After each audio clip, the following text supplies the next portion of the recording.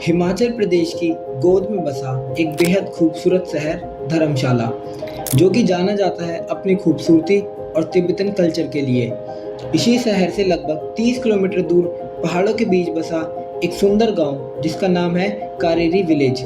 वैसे तो ये गांव अपने आप में बहुत ही सुंदर है, लेकिन इसकी एक खासियत और है, वो है the Kareri lake. C level से लगभग 9,626 फीट ऊपर बनी ये लेक, जहाँ तक पहुँचने के लिए आपको करना पड़ता है एक 13 किलोमीटर का difficult track. But trust me, जो व्यूज़ आपको इस ट्रैक पे देखने को मिलते हैं, इट्स ऑल वर्थ इट। तो आज हम जाने वाले हैं इसी खूबसूरत ट्रैक पर, और मैं शेयर करने वाला हूँ अपना एक्सपीरियंस आप लोगों के साथ। तो हमारे सफ़र की शुरुआत होती है कारेरी विलेज से, जहाँ तक पहुँचने के लिए आप लोकल बस या फिर कैब या स्कूटी रेंट करके भी आ सकते हैं। वहाँ हमने भरा ये वेवियर फॉर्म, और हमारे गाइड भैया ने एक छोटी सी ब्रीफ ली, और जो थोड़ी बहुत नर्वसनेस थी उसको कॉन्फिडेंस में बदल दिया। फिर हम लोग निकल पड़े अपने ट्रैक की ओर, जो कि शुरू होता है कारेरी विलेज से भी 3 किलोमीटर आगे।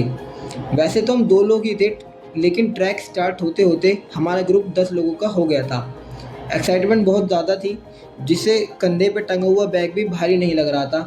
हमारे बैग में थे कुछ कपड़े, सम बेसिक इसेंशियल्स, और सबसे इम्पोर्टेंट बेसिक मेडिसिन और वाटर बॉटल।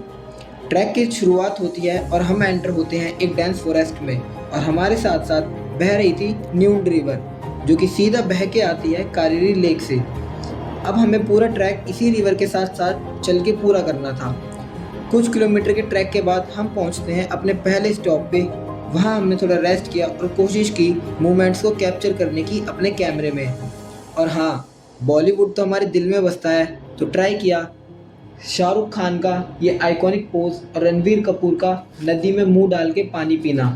फिर बारी आती है रिवर को क्रॉस करने की, जो कि इतना मुश्किल नहीं था, और हमारे गाइड भैया की वजह से ये और आसान हो गया था। धीरे धीरे बातें मस्ती मजाक करते करते वो जो 10 अनजान लोग एक मंजिल लेकर आगे बढ़े थे, अब सब आपस में दोस्त बन चुके थे। जैसे जैसे हम आगे बढ़ रहे थे, नज़ारे और भी सुंदर होते जा रहे थे, लेकिन रास्ते और भी एडवेंचरस। और यही सब तो चाहिए एक ट्रैकर को। ट्रैक शुरू किए लगभग 3 घंटे हो चुके थे, जिसमें हमने कई बार स्टॉप भी लिया रेस्ट करने को, और आधा ट्रैक कंप्लीट भी हो गया था। और उसके बाद हमने इस छोटे से खूबसूरत से वाटरफॉल के पास बैठकर थोड़ा आराम किया और कुछ स्नैक्स खाए, ताकि आगे के ट्रैक के लिए थोड़ी एनर्जी आ जाए। फिर हमारे गाइड भैया ने बताया कि हमें ऊपर स्नो भी मिलने वाली है, तो एक्साइटमेंट डबल हो गई। लेकिन अप्रैल में थोड़ी गर्मी होती है, तो स्नो अपने मेल्टिंग पॉइंट पर थी, जिस पे चलना इतना आसान तो नहीं होने वाला था। पर वो कहते हैं ना, रिस्क है तो इश्क है, तो बस हम भी चल दिए अपनी मंजिल की ओर।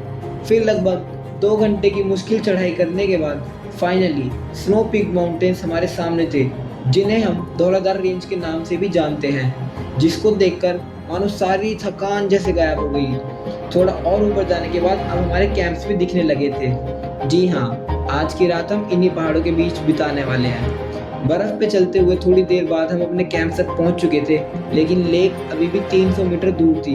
तो जल्दी से अपने बैग्स को कैंप में डाला और चल पड़े लेक की ओर। लेक के ही किनारे में बना हुआ है महादेव को समर्पित ये प्यारा सा मंदिर, जहाँ तक हमने बाबा से आशीर्वाद लिया, और फिर हमने दिखाई दी हमारी बेहद खूबसूरत द कारेरी लेक। व्यूज़ इतने मैस्मराइजिंग थे कि मानो बॉडी में अभी भी सेम एनर्जी थी जो ट्रैक के स्टार्टिंग में थी। लेक के पानी में पड़ती धौलाधार रेंज की पहाड़ों की परछाई इतनी सुंदर लग रही थी कि कब वहाँ बैठे बैठे 2 घंटे हो गए और हमें पता भी नहीं चला। इतनी शांति कि वहाँ से वापस जाने को मन ही ना करे। लेकिन सूरज ढलने लगा था और टेम्परेचर भी काफ़ी कम हो गया था, तो हम वापस अपने कैंप साइट पर आ गए, और अब हमने लकड़ियाँ इकट्ठी की और तैयारी की अपनी मैगी बनाने की।